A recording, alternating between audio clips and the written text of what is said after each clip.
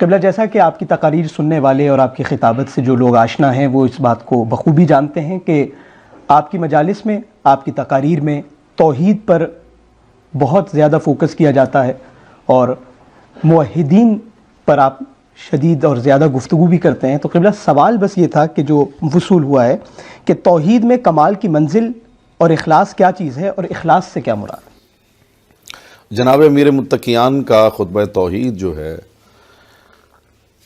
ایک پرابلم یہ ہے جو کچھ میں محسوس کرتا ہوں کہ توحید کے معنی جو سمجھے جا رہے ہیں وہ اپنے اصل جو اس کی روح ہے اس سے ہٹے ہوئے ہیں۔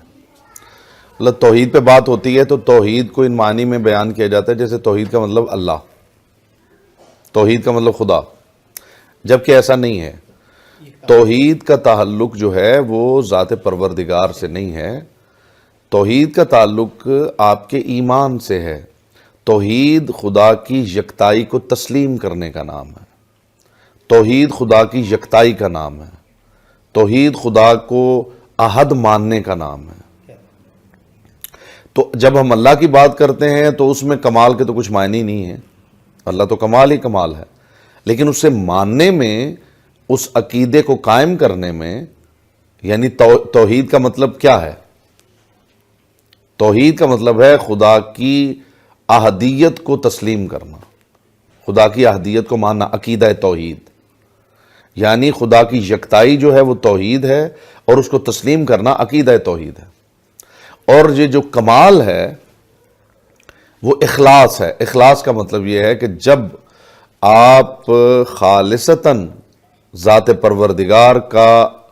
اس کی یکتائی کا، اس کی وحدانیت اور احدیت کا، گو کہ اس میں بھی بڑا ڈفرنس ہے، وحدانیت اور احدیت، اس پہ فرامین معصومین علیہ السلام ہیں جن پہ میں عشرہ اولا میں گفتگو کر چکا ہوں 5 مجالس میں۔ تو عقیدہ توحید کا جو کمال ہے وہ اخلاص ہے، اپنی ذات کا اخلاص نہیں، لہو، اس کے لیے اخلاص۔ اس کے لیے اخلاص کا مطلب یہ ہے کہ جب میں ذات پروردگار کی معرفت رکھتا ہوں اور خدا اور غیر خدا کا مابہل امتیاز سمجھتا ہوں، جس سے میں ڈیفرینشیٹ کر سکتا ہوں کہ پروردگار میں وہ کیا خاص ہے جو اور کسی میں نہیں ہے، جب مجھے یہ معرفت حاصل ہو جاتی ہے تو پھر میں خالصتاً ذات پروردگار کے لیے جو نظریہ رکھتا ہوں وہ خالصتاً پروردگار کے لیے ہے، وہ کسی اور کے لیے میں تسلیم کرنے کے لیے تیار نہیں ہوں۔ مثلاً پروردگار کا ازلی ہونا، تو میں کسی اور کے لیے لفظ ازلی جو ہے وہ بولنے کے لیے تیار نہیں ہوں، یہ میرا کمال اخلاص ہے۔ یہ میں ذات پروردگار کے لیے خالصتاً ایک نظریہ قائم کر رہا ہوں کہ پروردگار کا یہ مابہل امتیاز ہے کہ وہ ازلی ہے، اس کا مابہل امتیاز ہے کہ وہ واجب الوجود ہے، اس کا مابہل امتیاز ہے کہ وہ قدیم ہے۔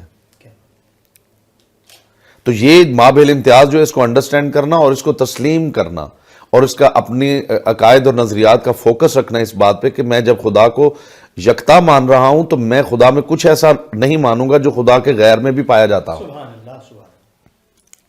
تو مابہل اشتراک اور مابہل امتیاز کو سمجھنا یہ عین توحید ہے۔ اور جو ہم اخلاص کی بات کر رہے ہیں، اس کا مطلب یہ ہے کہ ذات پروردگار کے لیے اس کے مابہل امتیاز کو سمجھا جائے اور خالصتاً اسے اس لائق قرار دیا جائے کہ وہ ان صفات میں واحد و یکتا ہے اور وہ احد ذات ہے، کسی اور میں، اس کے غیر میں وہ چیز نہیں پائی جاتی، وہ صفت نہیں پائی جاتی۔